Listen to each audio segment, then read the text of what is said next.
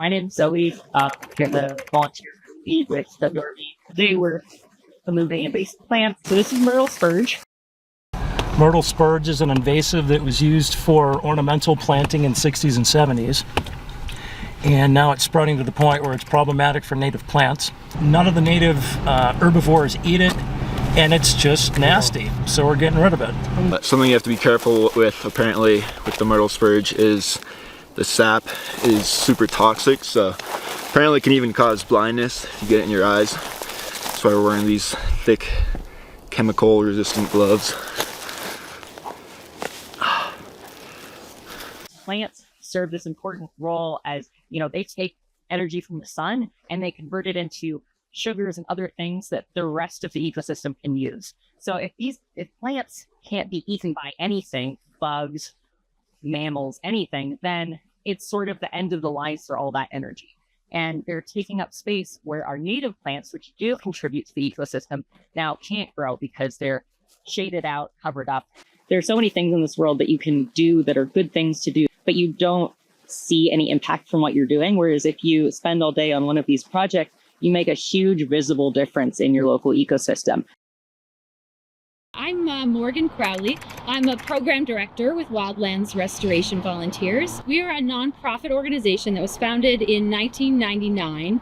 Our mission is sort of twofold. We work both in building a community of volunteers and then having that community go out and do restoration on the landscape. And we do everything from native seed collections out on the prairie to get seeds that are not commercially available, which are very helpful for restoration projects.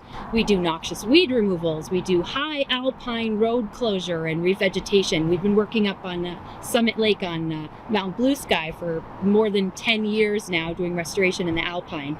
And trail work and youth and family engagement. We have a whole program and 3 now bilingual staff who engage the Latinx community in restoration. And that can be anything from like planting trees in urban parks to weed removals and trash cleanups and a little bit of everything in between.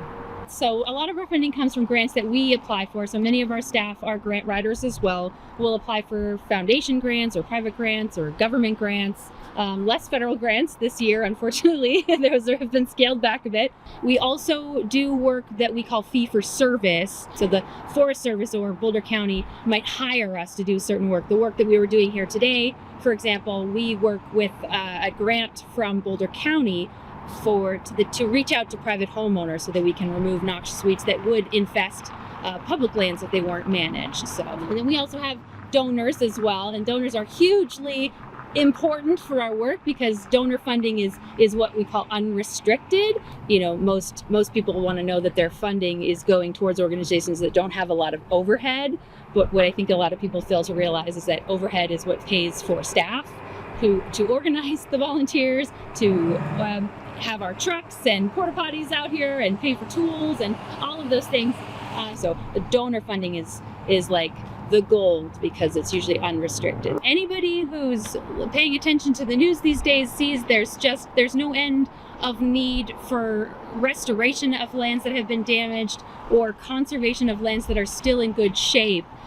We need our public lands. We need pristine wild areas in order to support wildlife and pollinators and the trees that clean the air that we breathe and clean the water that we drink. So we need these lands to be in good shape. Having some way to get involved and while you're doing that, build community and meet like-minded folks, not only, lets people have the opportunity to do something that is helpful for the lands that we all know and love, especially here in Colorado. Our lands get a little too loved sometimes.